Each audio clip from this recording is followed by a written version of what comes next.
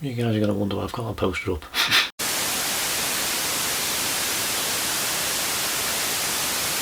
Hello guys, welcome to another Rewind review, and today we're going to be going back to 2018 to look at the sequel to the first movie from 2016, Fantastic Beasts: The Crimes of Grindelwald. The second movie in the Fantastic Beasts franchise was directed by David Yates and written by J.K. Rowling. It features returning cast members such as Eddie Redmayne, Katherine Waterstone, Dan Fogler, Alison Sudol, Ezra Miller, Johnny Depp in a larger role, alongside a whole host of newcomers such as Zoë Kravitz, Callum Turner, William Nadalan and Jude. So right before I get into this one, I do need to bring up that yes, I do actually have the poster for this movie behind me. There is actually a little story behind it. It's not the most fascinating one, but basically when the movie first came out, there was a preview screening for at the time, the new one. And what they were doing was a fan screening with both the first and second film back to back, and they were giving away these posters for free, and it's a really nice memory because it's like one of the first fan events that I've really been to. That's really the only reason why the poster's up here, but it is quite a nice design, to be honest. At least found some more blue tack to stick that down a bit, because yeah, but that's the reason why the poster's up. So back when the movie first was being promoted and advertised, they were definitely sort of promoting that this movie was going to be a bit more of a thriller, and when the trailers and posters and everything started to come out, it definitely did look like it was going to be going in that direction. So it definitely did get a lot of interest, and I think a lot of people who weren't too keen on the first movie were definitely a lot more interested in this one, because there was a lot of people who did feel like the Fantastic Beasts movie, even though it is the grown-ups this time, that they felt that the first one was still sort of aimed towards a more younger age group, so they felt like this one definitely seemed like it was going to be going a bit more adult and a bit more mature, and I was definitely excited about it. It genuinely did look like it was going to be a really good movie, and I was really looking forward to it. But then the movie came out and my reaction was very mixed. So I'm going to start off with the returning actors. Honestly, they're all genuinely really good in their roles, and it does continue on from a lot of what they did in the first movie. So Eddie Redmayne as Newt and Katherine Waterstone as Tina, they are genuinely great in their roles. And two of my favourite characters from the first movie were the Queenie and Jacob, and their story I really did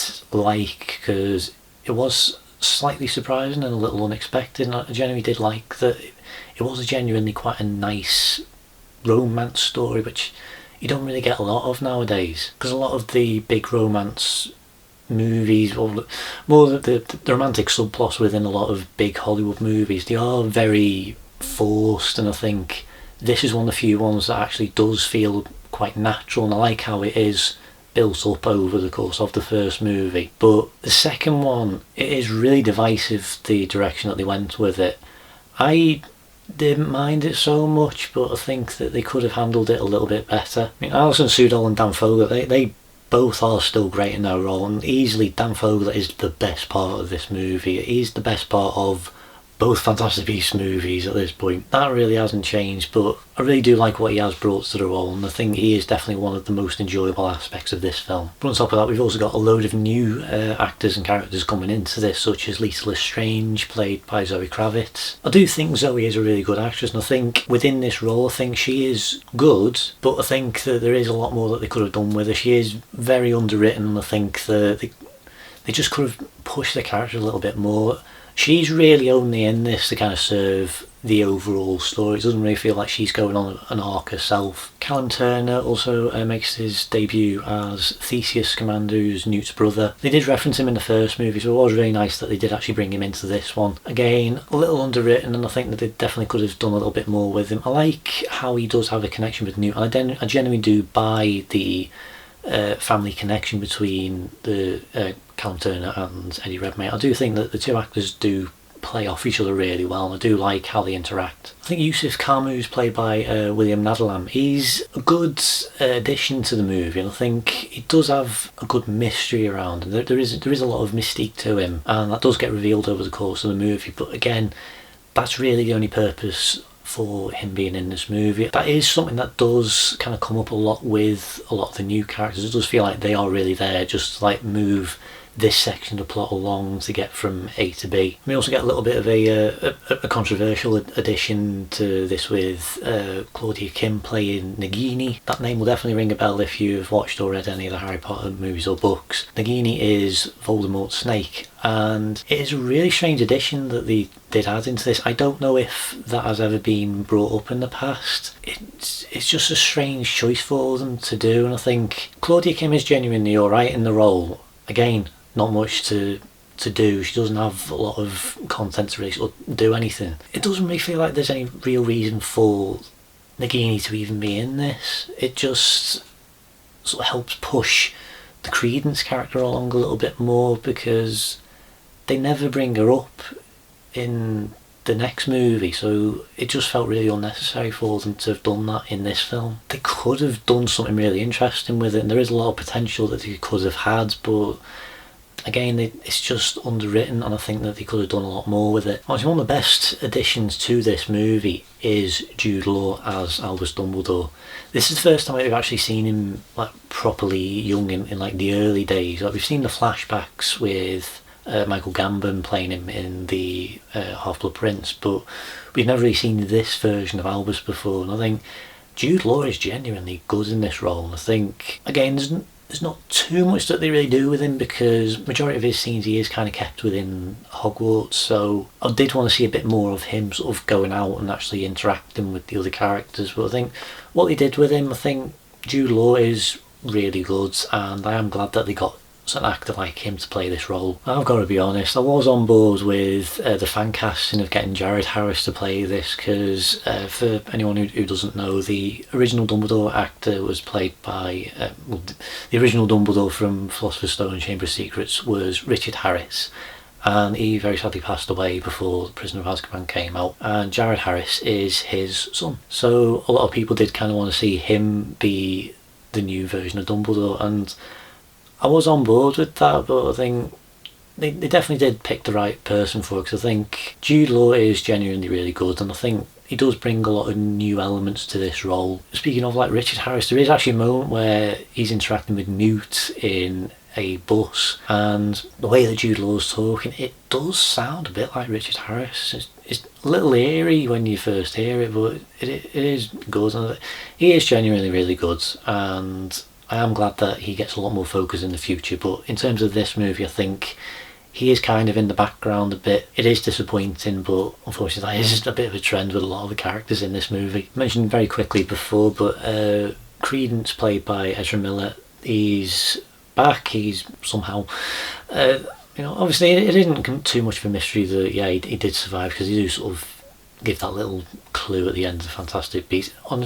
I'm going to be spoiling what happens in Fantastic Beasts, because I feel like if you're watching a review for this movie, you've more than likely seen the first film, so that's my warning now. So yeah, I've no problem spoiling anything that happens in the first movie. Credence kind of becomes more of an important character in this movie, and again, that really caught me off guard, because I didn't really think that Credence was really going to have much of an impact on the whole franchise. I thought he might just sort of like pop up again sometime in the future. I didn't realise that this film was kind of centred around him and everything that he's going through. I don't know, I think where they were sort of going with his story, it just sort of feels like this is just the next little bit that's just trying to get him to where this movie ultimately ends up. I'm not going to be spoiling what happens in the film. After my grade, like I did for Fantastic Beasts, I will address that revelation, so if you don't want to know that,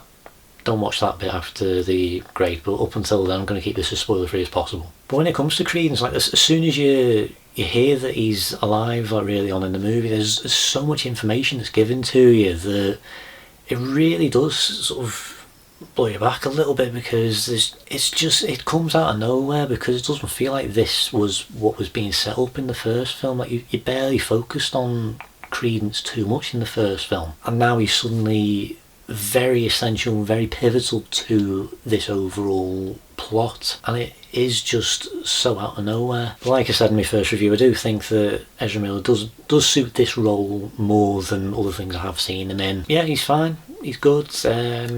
That's all I can really say on that. I think again, it's just the writing when it comes to him. There's so much going on in this movie, but again, so he doesn't really stand out very much, but he definitely could have done more. Gellert Grindelwald actually manages to properly make his presence known in this movie, and this time around he's played by Johnny Depp. I've got to be honest, I wasn't a huge fan of Johnny Depp as Grindelwald in the first film, what we saw of him in the first film, so I was hoping that in this one they were really going to expand on it a bit more and give him a lot more screen time, which they do, and they do give him enough to work with, but again, it's just, he's underwritten. You don't really see much of who he is. He's in conflict with the Muggle world, and that's kind of his motivation. He wants the magical world to kind of take over, and that's really the only thing that he wants. But over the course of the movie you do see that he is trying to orchestrate a plan to get rid of Dumbledore as well, and that's where the Credence plot sort of falls into place. But as a villain, I think Johnny Depp is good. He does a fair job with the role, but I don't really think this is the best performance that he's given. I think that he isn't really that menacing or intimidating. Like, he has got a sinister side to him, and whenever he's talking you do listen to him. And one of the biggest elements with his character is that he's meant to be quite manipulative and seductive, but you never quite buy that so much, because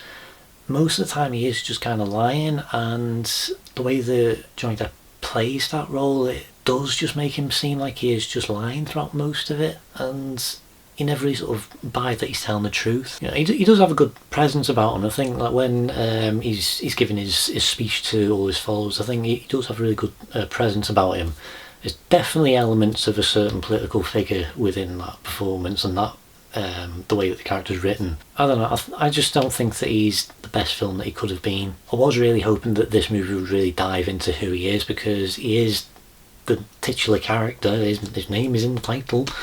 So I was hoping that he would get as much focus as possible, so that we really get to understand who this character is before the ultimate showdown between him and Dumbledore. Also, I don't know whose idea it was to have him be blonde with that little spiky hair. It just looks weird. Johnny was good, and getting to see him do something a little bit different to like his Jack Sparrow persona, which he's kind of put in most things he's done, especially quite recently. It is nice seeing him sort of step away from that for a little bit and get back to something a bit different. So there was a lot of potential there, and he is good, but I think they could have just done a little bit more with him. It's hard for me to really sort of get into the story of this, because there's just so much going on. It is a very chaotic movie. Like, it's supposed to be following Grindelwald trying to gain more followers and eventually get Credence on his side, and that's kind of the main plot in a way.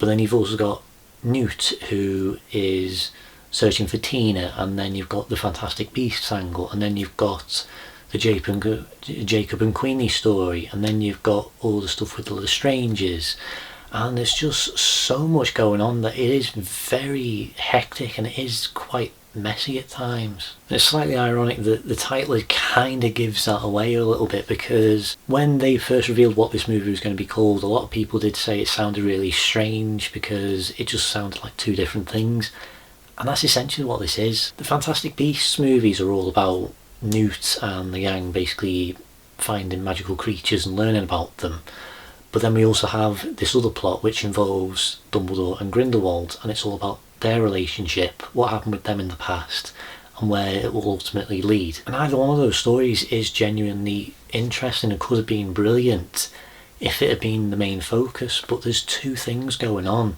plus all these little subplots, that it just gets kind of lost, and I think that it is just a mess that really needed to be worked on a bit more. Because I feel like when it comes to the first movie, that it was just completely focused on the Fantastic Beasts angle with just little drops here and there of the Grindelwald story. Honestly, I think you could have taken the Grindelwald stuff out of that film and it still would have been good. But with this one, I think that they should have prioritised the Grindelwald story, because that is what they should have been telling. Fantastic Beasts for me is a really good one-off. The Grindelwald story should have been its own thing. Like, have the first movie be all about Dumbledore and Grindelwald as kids in Hogwarts and seeing them growing up, and then have the second movie focus on the Ariana storyline and the eventual breakdown of their relationship, and then the third movie, which would be all about like 1945 and ultimately what happens between the two of them. There's a reason why the books are so long, because they could do all these different stories and plots and bring them all together, and it would make sense because you have a lot of time to explore it. But when you have a movie, you only really have 2 to 3 hours, and you can't keep bouncing between so many things because it won't always add up. In a TV series, you could probably get away with it. Game of Thrones did it quite well for the most part, but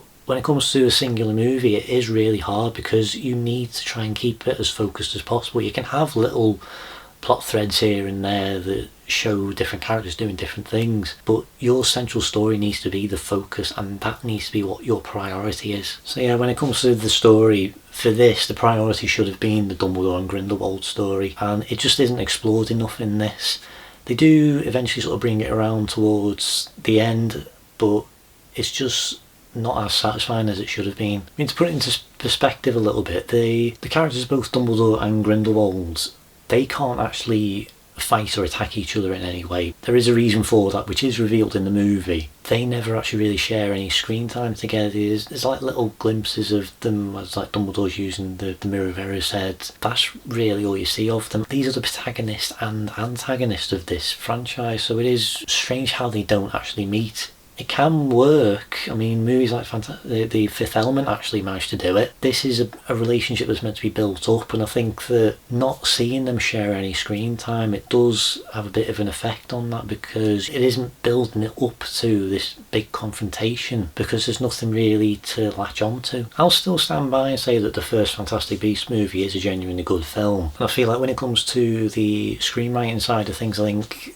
that shows some of J.K. Rowling's strength as a screenwriter. This one shows a few of her weaknesses, because if you've ever read the books, there are a lot of times where there is a lot of side stories and it does get sidetracked quite a bit. Like the Goblet of Fire, the main story for that is Harry going through the Triwizard Tournament, but there's a huge section involving Hermione and house elves and the kitchens, and I found it really strange why that was completely removed from the movie, but it made it more streamlined, and I think that definitely does benefit it in a way. That's something that you can do in a book, but you can't do in a film. It's just a very long-winded way of saying that the story's messy and could have done with a bit of work. Well, let's get on to some of the good stuff, shall we? Honestly, a lot like the first movie, one of the big highlights is the creatures that they have. There's so much imagination that goes into these creatures that it is genuinely amazing seeing them on screen. And this time around we get to see a little bit more of Newt's gallery, shall we say. It turns out that he's decked out his basement into like this gigantic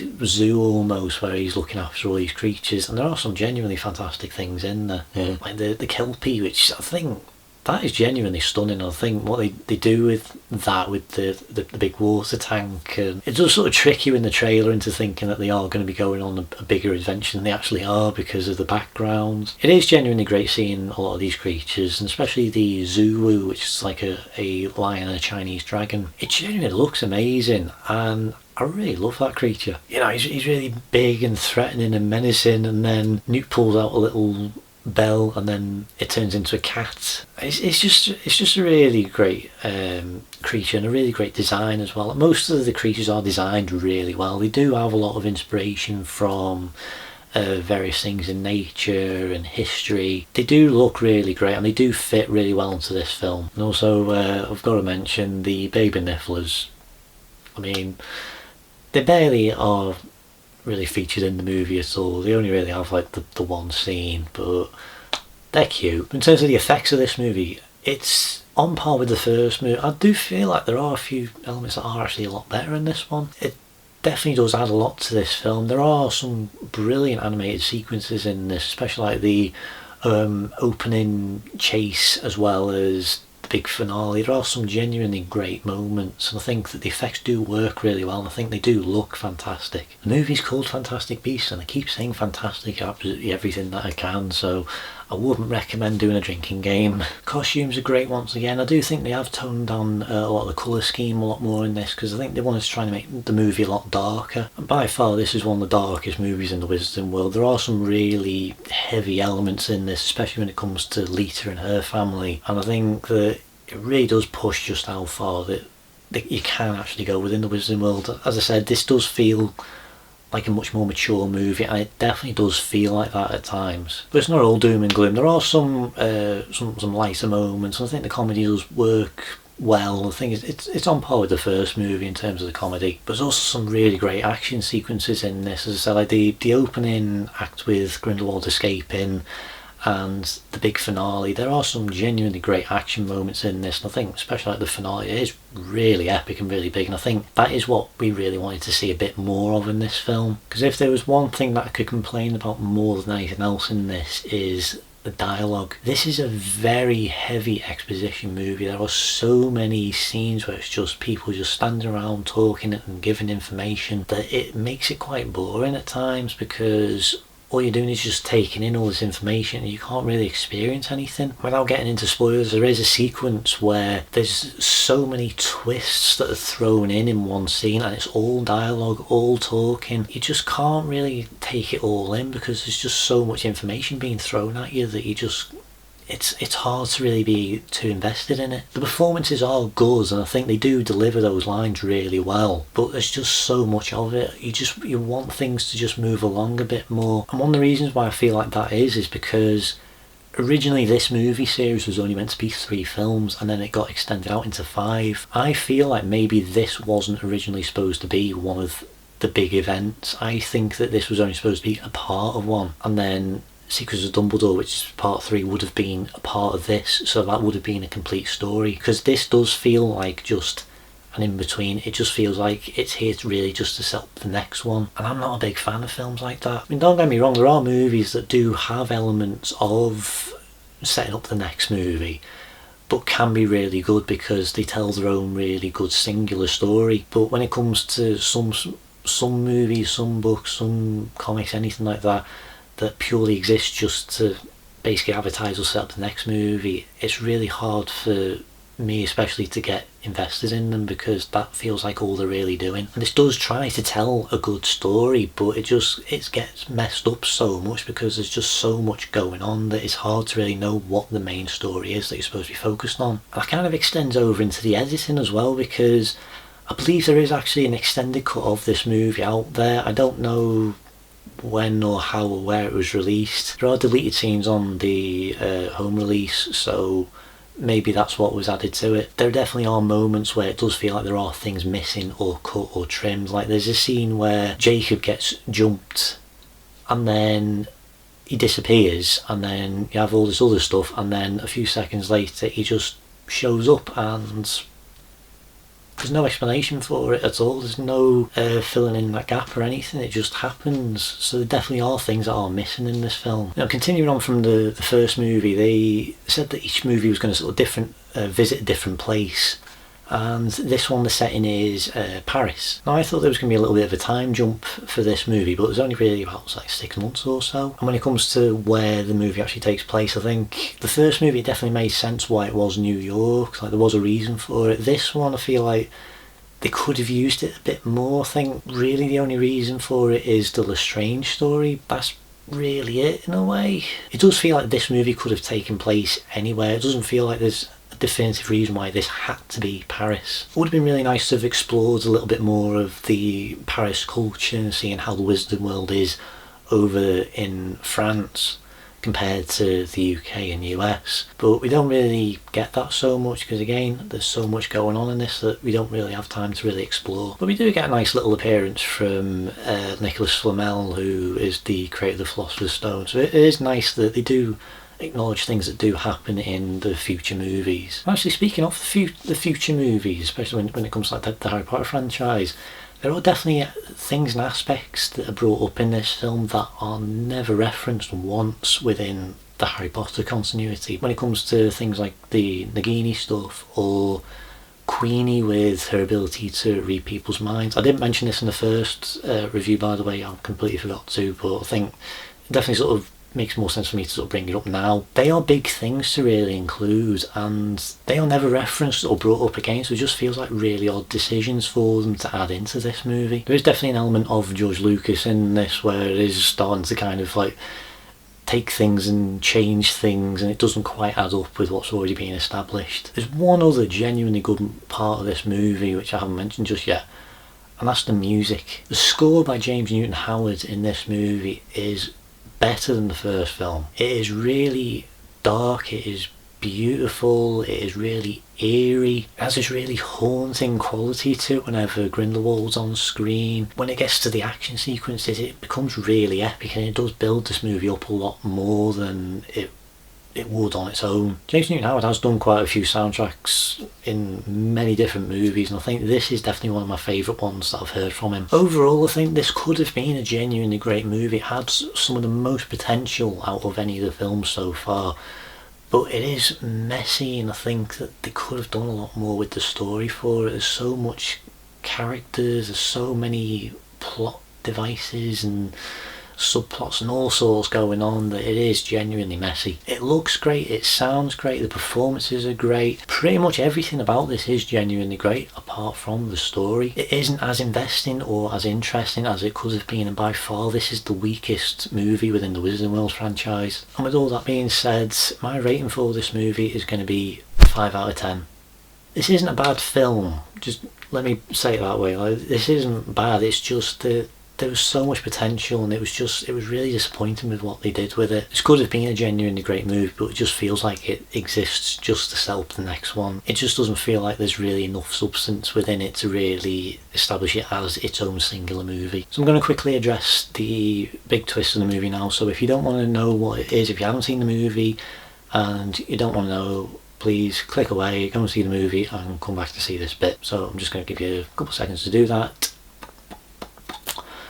Okay, so the big revelation of this movie is that Credence is looking for his family, and ultimately you're sort of led to believe that he might be one of the Lestrange family, but he isn't. And as Grindelwald reveals later on, he is a Dumbledore, and they just kind of leave it at that, and it's a big cliffhanger. And I'll be honest, my reaction in the cinema was just like, I just didn't buy it. I think that because Grindelwald's built up as this character that you just can't trust whatsoever, that as soon as he says it, you can't buy what he says. I never believed it at all. Now, if at the time of recording Secrets of Dumbledore is out, I have seen it and I do know the answer to it, I won't spoil it here. So what I'm going to say is, what they do makes sense. In terms of this movie and where this one left off, I just didn't buy it, and I just wasn't really on board with it. It didn't make sense to me. There was actually, when I went to go and see it in the fan screening, there was actually a few guys who were sitting next to me, and their reaction was something along the lines of just, and everyone was sort of shocked and reeling, and I was laughing because of the reaction of these two. The twist, it just didn't really make sense to me, and I am happy that they have addressed it in some way within the next movie, and I think fans will possibly be happy with it. I'm unsure how people are going to react to the decision, that the direction that they go in for the next movie. So I'll get into that when I actually review that. But yeah, in terms of this movie, I think that it is a messy movie. I think it could have been a lot better. There are some great things in it, but I think it should have been a lot more than it was. That's all I've really got to say for today. Hopefully I haven't really gone on too long. Let me know what you guys thought about it. What did you think? Did you like it? Did you not? Did you find it bad? Did you think it was good? Was it too much dialogue? Was there not enough? Where do you rank it within the Fantastic Beasts movies? Let me know down below. Please like, subscribe, hit the notification button to keep up to date with everything. And thank you so much for watching, and thank you everyone who's been keeping up to date and watching these videos. It really means a lot. Thank you so much if you've stayed this long, and I'll see you next time for the Secrets of Dumbledore. See ya.